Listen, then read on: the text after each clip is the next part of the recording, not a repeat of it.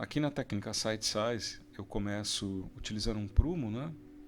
Seria um barbante com um peso de chumbo, com uma chumbada de pesca na ponta. Estico o barbante e vou anotando as posições do nariz, que eu estou fazendo agora, queixo, colocando a referência lado a lado com o suporte que eu estou utilizando, né? Lado a lado do papel onde eu vou desenhar. Aí fica fácil anotar os limites, não é? Verticais, o topo da cabeça, posição dos olhos, tudo mais. Posso até arriscar aqui, começar a fazer algo da silhueta mais interna, né, do osso frontal. Já posicionei um pouco melhor ali as sobrancelhas também. Agora eu coloco a imagem de referência embaixo e em cima, anotando os limites laterais, não é, do desenho. Então, para posicionar a imagem, para que você ache a silhueta e a posição de cada elemento do rosto, fica bastante fácil. A questão toda é que o desenho que você está fazendo vai ficar do mesmo tamanho que a imagem de referência. Então, canto dos olhos, a asa lateral do nariz, tudo isso fui posicionando ali.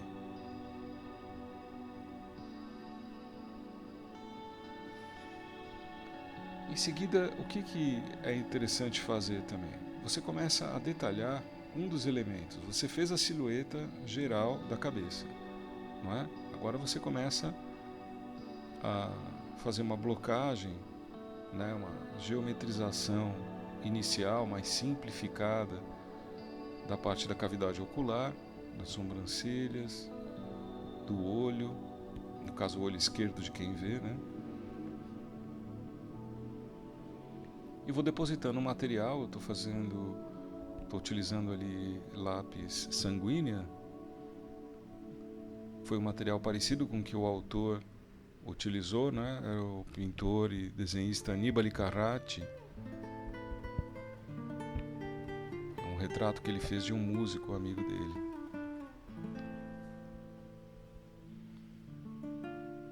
E vou detalhando um olho, né? O olho ali da esquerda de quem vê. Esse olho vai ser referência para outros elementos do rosto. Então você pode ir trabalhando no sentido horário, anti-horário, um elemento após o outro. Então com a sanguínea você deposita um pouco mais de material e abaixa o valor tonal daquele ponto, o peso gráfico da linha fica maior. O que é importante nessa técnica? E no exercício de você copiar um mestre, você internaliza e aprende soluções dadas por ele para o retrato e para vários elementos do retrato. Como ele fez o cabelo, que soluções ele encontrou para fazer isso, para fazer esse elemento, para indicar sombras, não é? Aqui novamente eu confiro a posição de sobrancelha, olhos, no método Side Size, sendo do mesmo tamanho que a referência, o desenho fica mais fácil de ser corrigido. O olho é interessante também, sendo uma releitura, né, uma cópia que é um estudo desse autor, desse desenhista, desse artista, você fazer toda a anatomia do olho tal como ele fez.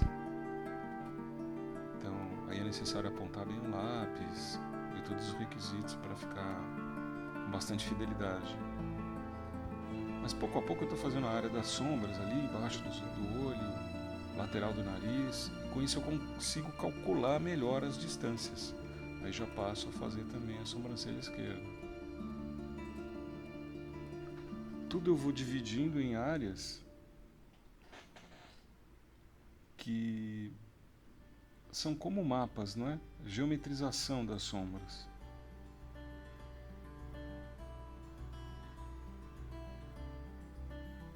é bem interessante fazer isso em cada área, área por área do rosto, área por área do desenho que você está trabalhando.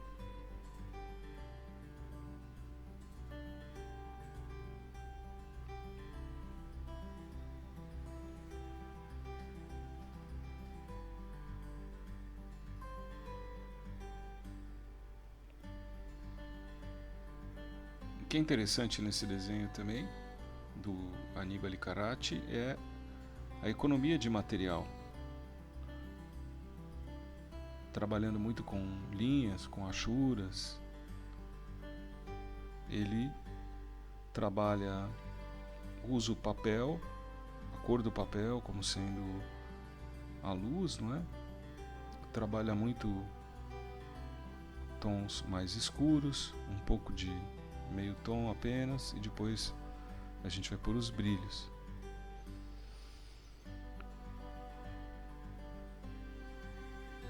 Uma cartilagem central embaixo do nariz, as laterais, né, esses tecidos gordurosos das asas laterais do nariz, e as narinas que tem essa forma das cartilagens aí exteriores do nariz.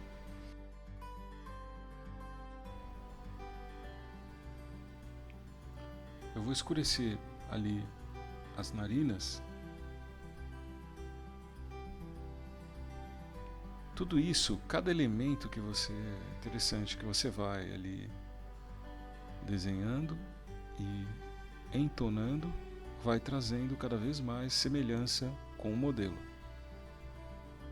É algo que você vai construindo com o tempo, com observação, buscando uma precisão que favoreça essa semelhança, mas vendo também como o artista conseguiu expressividade, né, artística no desenho.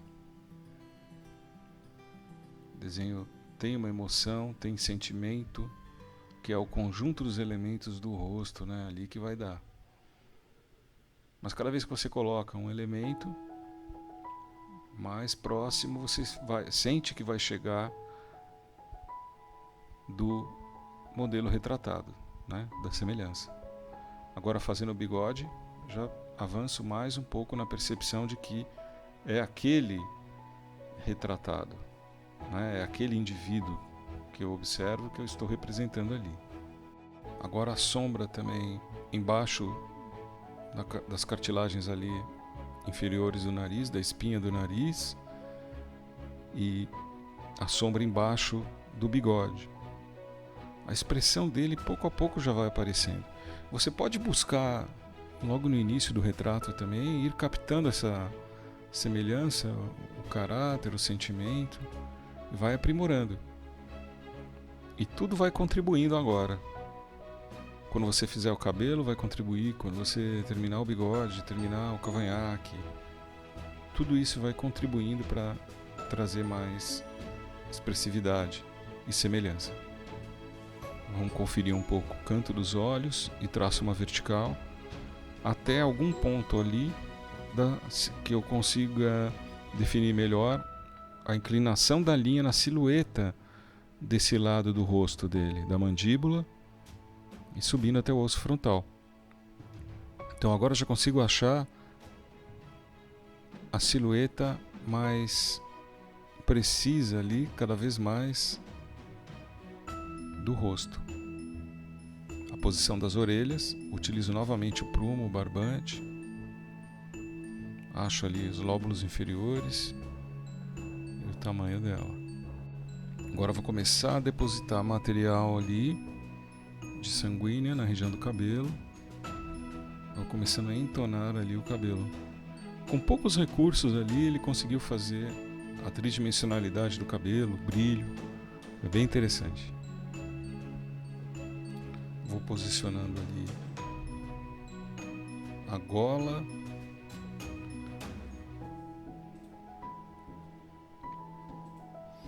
e como está a inclinação da linha em cada segmento. Para isso eu uso essas linhas verticais que eu selecionei usando o prumo. Isso tudo vai te ajudando a visualizar melhor, né? Os acentos mais escuros também te ajudam a ver o que é necessário no peso, né? Na distribuição dos tons, em todo o desenho. Então, o que eu procurei fazer também foi isso, acentuar ali nas córneas, narinas, algumas linhas que estão na sombra ali, os pontos mais escuros. Isso vai me ajudar a ver o restante também. E agora eu vou modelando o cabelo. Vou fazendo traços como o artista fez, espalho, reforço de novo os traços, reservando uma área ali para a luz, né, para o brilho, conseguindo aí representar a volta que faz o cabelo ou algum 3D, né?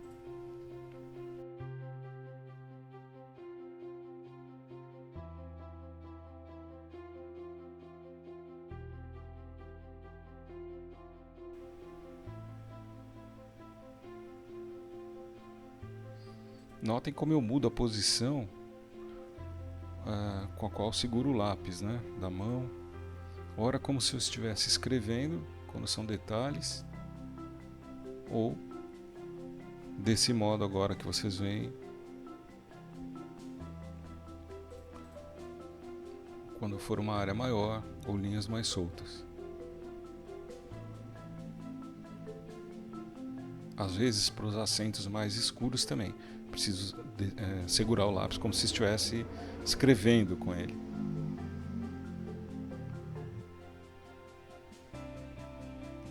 Sempre conferindo e observando o tamanho da orelha,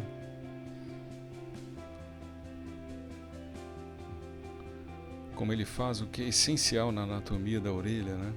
Para que você já reconheça, o seu cérebro reconhece e ao mesmo tempo não precisa de muitos detalhes, né? Então, selecionar o que é o essencial do que você vê é o típico do realismo, que eu acho típico dessa visão mais naturalista ou realista, né? Não é hiperrealismo, é realismo. Você seleciona e define o que terá maior peso, para onde o olhar deve se dirigir, o que vai ser mais trabalhado, menos trabalhado. É o artista que interpreta e define e seleciona. Isso é o realismo. Mas uma coisa importante que vocês já devem ter notado nesse desenho é que os detalhes e daí por consequência, né, o foco de atenção estão muito mais no rosto. Claro, no olhar, na expressão. Também porque o artista selecionou essa área para dedicar maior expressividade, detalhamento às vezes, não é? Do que, por exemplo, a roupa. Vai ser interessante depois ver como ele fez a roupa de uma maneira, não é, tanto a gola como essa blusa, né, ou uma espécie de casaco que ele vestia nessa época, como ele fez a sombra com achuras, linhas, e fez com que a borda do lado direito, do ombro direito de quem vê, ficasse mais à distância, não viesse para frente.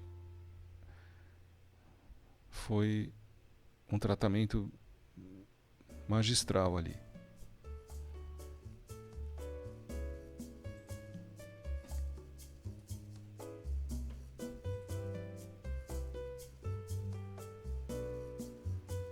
Novamente estou conferindo a posição dos olhos, das pálpebras e da orelha.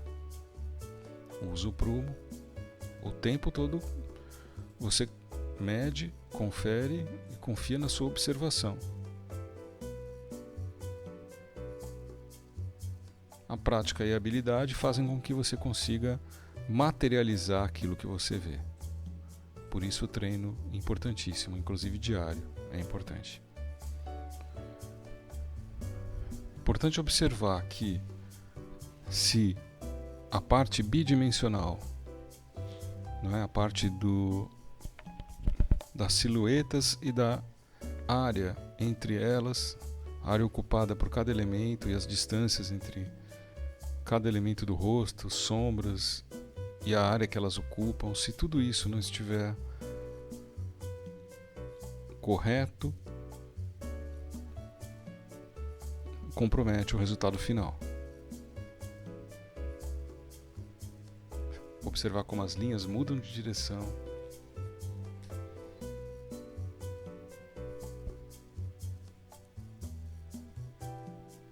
Ao longo do processo você tem que desenhar, sem parar, conferir tudo.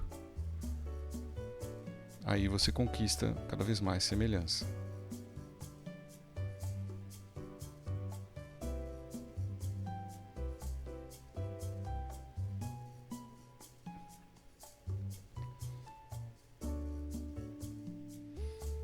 Essa parte da mandíbula, do queixo, abaixo do bigode, tenho que escurecer. Ela vai trazer uma grande mudança aí no desenho. Vou me aproximar bastante do original quando fizer essa parte de sombras embaixo ali. É bem interessante observar isso.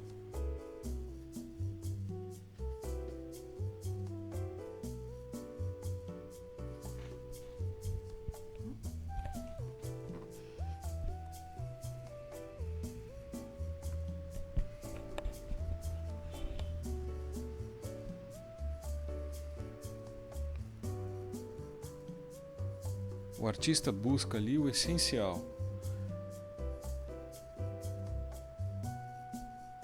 Não quer, me parece, né, é uma opinião pessoal minha, mostrar tanto virtuosismo, às vezes na mímese, né, da imitação do tecido da roupa, ou em detalhes dos brilhos que ela possa ter, né, das diferenças de luz e sombra, mas busca a essência do sujeito. Ele depois fez também uma pintura desse mesmo indivíduo. Mas buscando a essência, ele consegue concentrar esforços numa expressividade ali do sujeito, de quem ele está retratando. Busca o caráter, né, a personalidade, uma pose que favoreça o espectador na percepção disso, né?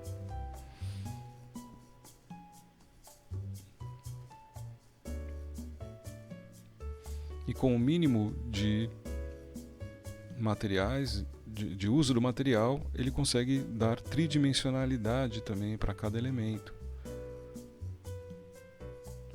Representar algo como se estivesse vivo, né? Com vida.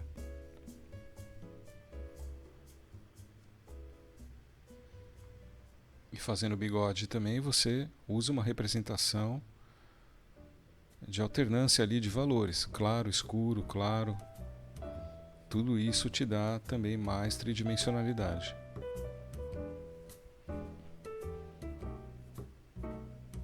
A todo tempo também você vai medindo, você vai conferindo a posição de tudo.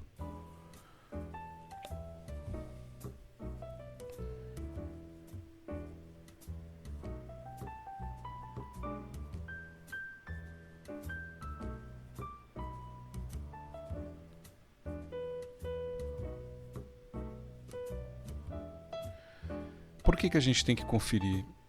Ao longo, mesmo posicionando tudo corretamente, utilizando o método, e mesmo que você use outros recursos, né? Papel vegetal, papel carbono, quadriculando o desenho, ao longo da execução, ocorrem diferenças milimétricas em várias partes. Então, às vezes parece que o retratado se mexeu. Por quê? Porque você, por alguns milímetros, posicionou algo um pouco diferente. Então, você tem que corrigir. No caso, sendo também um estudo, não uma master copy propriamente dita, você pode aceitar diferenças. algumas diferenças, mas busca corrigi-las ao máximo também.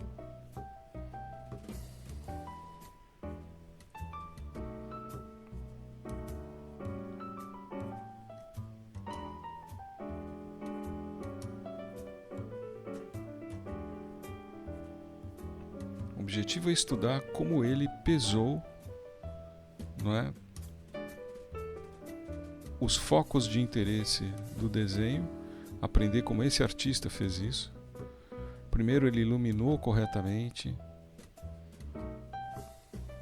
definiu uma pose para o retratado, como vocês veem, que é de fácil leitura, bem agradável. Tem um espaço negativo diferente do lado direito e esquerdo em torno da figura. Mostra um lado anatômico muito bom, né, na representação do pescoço, dos ombros, de toda a estrutura da cabeça e os elementos da cabeça.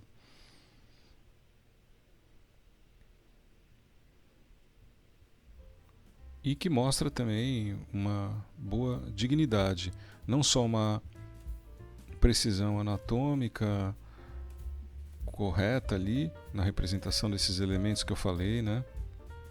Mas também que trazem na pose, na expressão corporal dele, desse retrato, uma atitude que interessa para dar algum caráter ao sujeito.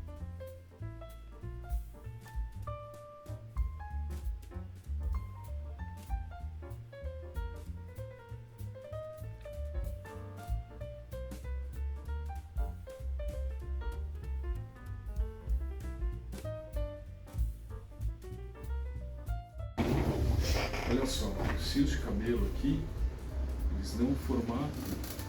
O formato que ele faz dos fios é o formato da curva ali do crânio.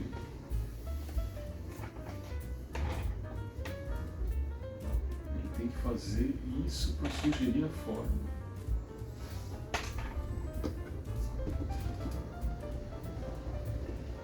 É impressionante isso.